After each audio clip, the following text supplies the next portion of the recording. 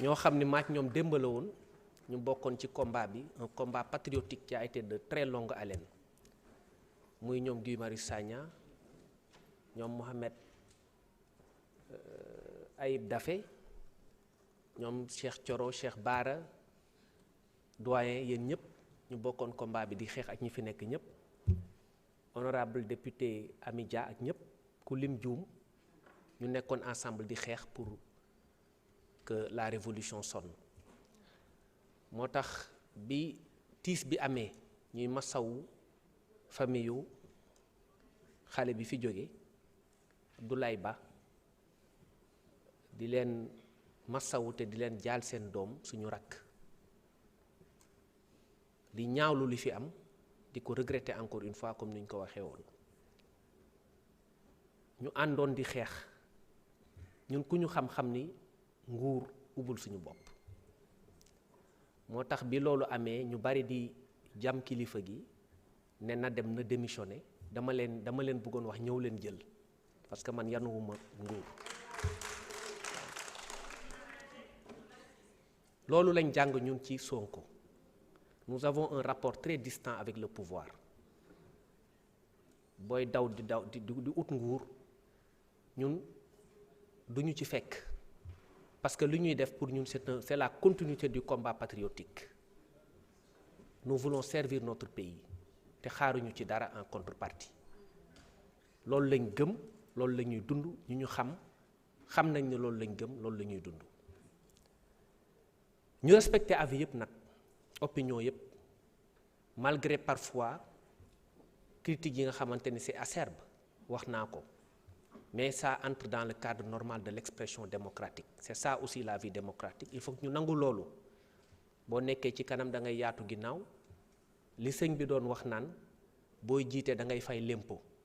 lempo yi nag mooy wax ju sew jeeg saaga yeeg yëpp dañ koy nangu, amul benn problème. ñun li ñuy def rek mooy focus ci suñu liggéey, jéem a servir suñu pays, loolu rek moo ñu intéressé. question yi am na solo, débat yi c'est de haute facture, wax ngeen ko. loi bi c'est une loi révolutionnaire, parce que jaar nañ fi ci ay jafe-jafe yu bari. déggoon nga yi fi amoon jamono jooju ay ndaw lañ woon, ñu tuddee woon calo bleu, ñu jógee fa ñu ñëw ci les marrons du feu ak yeneen yi nga xamante ni dañ ko doon organiser ci day mel ni genre clandestinité bu ñuy def au cœur du pouvoir. ñu ñëw nag ñun organiser lépp, parce que ñun dañu gëm ni dëkk dañ koy organiser, dañ koy defar.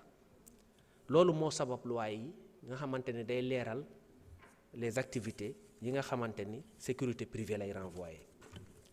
damay répondre ci quelques questions yi nga xamante ni posé nañ ko, di baalu ak honorable député ci yenn questions yi nga xamante ni peut-être daf ñuy rëcc, parce que ay doomu aadama rek lañ, mën nañ matadi, mën na am yoo xamante ni dañ koy fàtte. Fodé Mané dafa poser question sur l'installation des caméras de surveillance par des privés. xam ngeen ni la collecte des données à caractère personnel ci wàllu caméra yi dafa am benn loi boo xamante ni ñu ngi koy tuddee la loi portant protection des données à caractère personnel. foofu dafa am organe bu ñu naan CDP boo xam ne day am un rôle à jouer, un rôle régulateur, parce que du nu la neex rek ngay installer caméra. da nga war a am dispositif boo xam ne da nga war a am autorisation, ba pare dafa am zone yoo xamante ne da nga koy installer pour ne pas porter atteinte à la vie privée. am na yoo xam ne mën nga ko installer sous autorisation, am na yoo xamante ni mën nga ko installer sans autorisation, mais lépp loi bi da ko encadrer.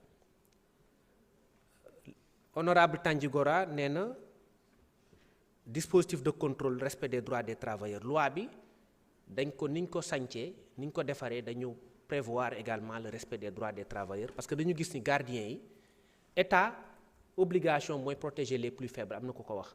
donc da nga gis gardien yi di dund conditions yu difficile, loi bi également prévoir na ko, ba pare prévoir ay sanctions contre des employeurs yoo xam ne aligné wuñu ci code du travail. loolu moo tax loi bi dafa indi leneen lu bees ci côté boobu. Côté formation bi lii dinaa ki ñëw ci affaire formation force de défense, mais dafa laale formation sécurité privée bi tam. mais formation bi régir nañ ko effectivement ci loi bi jël na ko en compte, parce que dañu ne ki nga xamante ni dafa bëgg a def dafa bëgg a exercer une activité d'agent de sécurité privée dafa war a am une certification professionnelle à l'issue d'une formation dans un centre de formation agréé par l'État donc côté formation bi yi féete na boor amul problème.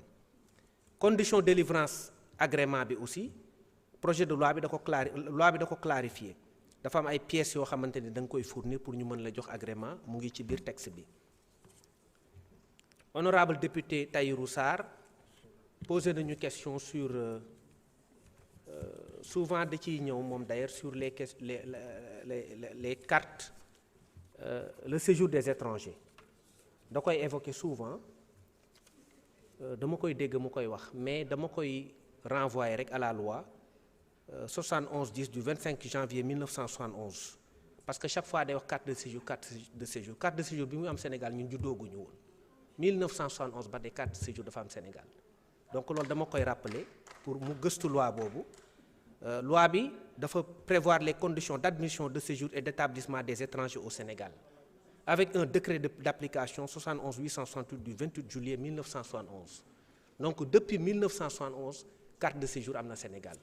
Maintenant dans l'espace après dafa am benn accord uniforme bu CEDEAO boo ñëwee maintenant dëkk Niger wala dëkk ci espace CEDEAO bi am nga liberté de circulation ak droit d'établissement bi mooy mën nga fi toog 3 mois mais à l'issue des 3 mois da ngay ut une carte d'identité d'étranger boo xam ne balaa nga koy am da ngay déposer ce qu'on appelle une indemnité d'expatriation pour dellu boo bëggee dellu maanaam boo fi nekkee en situation irrégulière pour ñu delloo la da ngay déposer une indemnité boobu nag bariwul defe naa ëppul 10 000 francs bariwul donc loolu lañ bëgg a yokk bu boobaa parce que temps boobu dañ ko aligné ci billet d'avion yi wala billet de retour yi indemnité boobu rek la ñuy yokk suñ ko yokkee su boobaa dina mën a permettre par exemple un Américain wala keneen peut payer wala quelqu'un qui est ressortissant de l'espace CEDEAO peut payer au moins 1 million ba 2 millions wala 3 millions montant yoo xam ne ça permet de renflouer les caisses de l'État ba pare boo nekkee en situation de séjour irrégulier ñu mën la expulser à tes frais donc loolu rek la donc loi bi depuis 1971 am na sur le séjour des étrangers. Sur la question des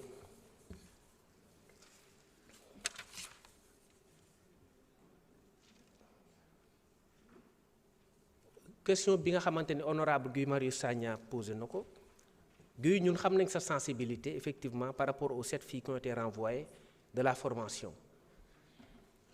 Le renvoi des 7 agents de police fait suite à une violation des textes régissant les formations de la direction de la formation de la DGPN, notamment le règlement intérieur qui régit les normes de conduite, de discipline et d'assiduité. En outre, l'état de grossesse est une cause d'inaptitude incompatible avec les exigences de la formation militaire et policière. Toute inaptitude constatée au cours de la formation est un motif de renvoi. Dinañ ko xoolaat suñu équipe lii lañ consolider comme résultat loolu moo tax ñu génne leen fa bon c'est la réponse à votre question mais yii yëpp mën nañ ko xoolaat après parce que sur la question de ces 7 filles renvoyées je viens d'avoir cette information là donc on pourra voir comment réévaluer la chose xam naa après mën nga ma saisir ñu waxtaan ci.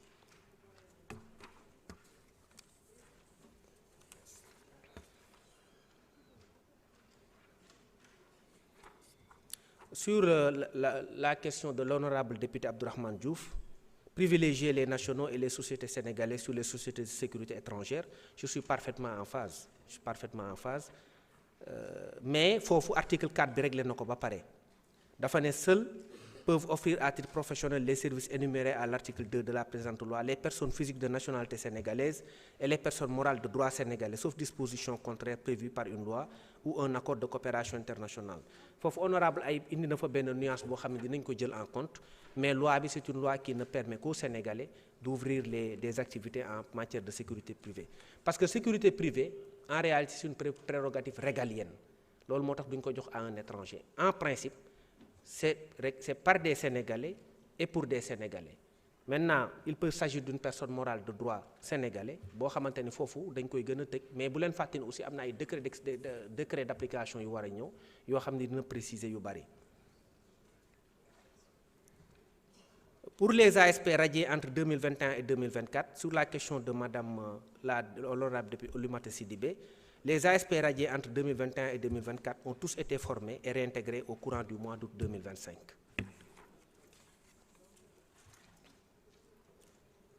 Pour l'intégration de M. Sall dans l'administration territoriale, je viens de saisir le DGAT parce que dañ ma ne dafa amoon benn implication par rapport à un parti politique boo xamante ni c'était à l'époque de l'opposition. Donc pour ses opinions politiques moo taxoon ñu pourchasser ko te loolu en démocratie je ne peux pas l'accepter.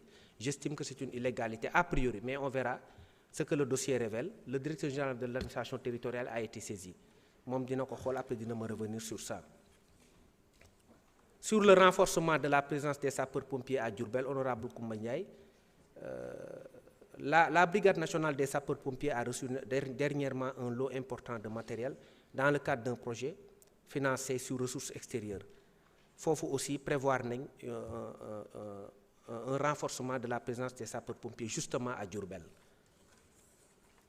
Sur l'utilisation des armes par les sociétés de sécurité privée, le projet de loi prévoit d'encadrer et de contrôler l'emploi des armes par les entreprises de sécurité privée.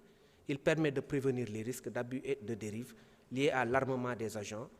Avec ce projet, l'usage des armes reste exceptionnel.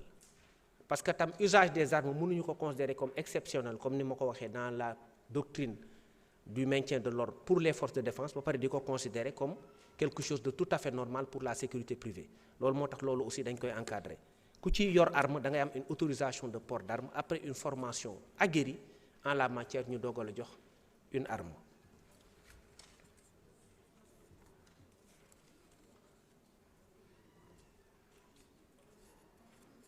Sur les PDA mooy digitalisation amende yi ngeen doon gis bii c'est un projet du ministre des Finances et du Budget sànq rek maa ngi ko doon wax ci feneen fi nga xamante ni du woon fii PDA yi dafa am solo parce que ça permet de lutter contre la corruption routière et ça évite un contact direct entre l'agent et le contrevenant mooy ki def contravention su boobaa moom day fay directement mu dugg ci compte trésor bi. Actuellement on en a à peu près 200 et quelques qu'on continue à utiliser mais man bi ma ñëwee j'ai écrit yàggul sax fan yële passé bi ma xoolee xam ni il fallait lutter contre les questions de corruption routière. J'ai initié 2 axes, 2 plans. Le premier plan, c'est que de me demander à ce que toutes les unités qui sont dans la circulation soient dotées de bodycam. C'est pourquoi on a commandé 2500 bodycam qui seront livrés incessamment. Ben. Deuxièmement, les PDA, caméras piétonnes, que ce soit la police ou la gendarmerie, en seront également dotés. Képp ki nga xamante ne day nekk ci circulation bind naa ministre des Finances wax ko parce que loolu aussi ça permet de renflouer les caisses de l'État à travers un système de perception de l'amende qui est transparent boo boolee bodycam ak PDA corruption mënatu fa am parce que kuy def corruption dañ lay filmer te corruption ça gangrène notre société parce que li muy def mooy li nga xamante ne moo war a dugg ci poche sénégalais day dugg ci poche nit ki te loolu aussi commandé nañ également ay PDA au niveau du ministère des Finances yooyu yëpp dinañu ko livrer.